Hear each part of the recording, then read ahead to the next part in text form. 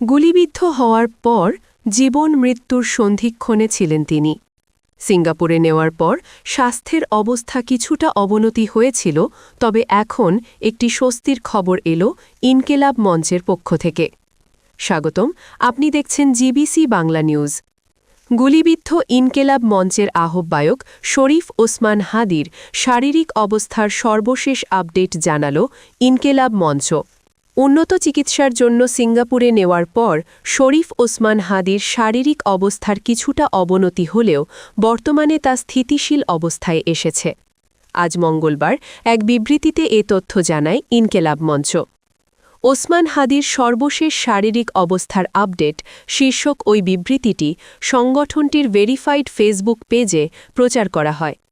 বিবৃতিতে বলা হয়, আজ মঙ্গলবার বেলা ৩টায় সিঙ্গাপুর থেকে ওসমান হাদির ভাইয়ের মাধ্যমে জানা যায়, প্রাইমারি টেস্ট বা প্রাথমিক পরীক্ষার পর তার অবস্থার কিছুটা অবনতি দেখা দিলেও বর্তমানে তিনি স্থিতিশীল অবস্থায় রয়েছেন। ইনকেলাব মঞ্চ জানায়, ওসমান হাদির আরও একটি অস্ত্রোপচার প্রয়োজন।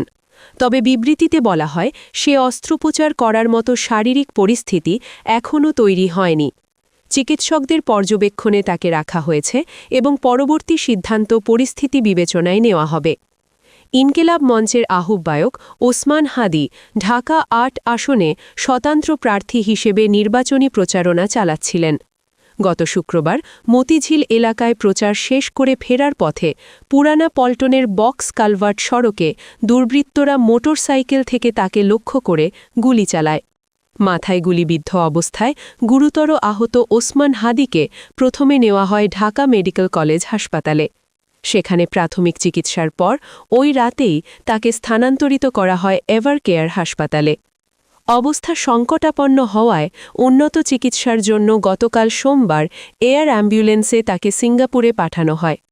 তার সঙ্গে রয়েছেন তার ভাই এবং বাংলাদেশ থেকে যাওয়া চিকিৎসক ও নার্সরা। গুলিবিদ্ধ হওয়ার পর সিঙ্গাপুরে চিকিৎসাধীন ইনকেলাব মঞ্চের আহ্বায়ক ওসমান হাদির শারীরিক অবস্থা এখন স্থিতিশীল, তবে সামনে আরও চিকিৎসা চ্যালেঞ্জ রয়ে গেছে। আপনি দেখছিলেন জিবিসি বাংলা নিউজ, সত্য ন্যায়ের পথে।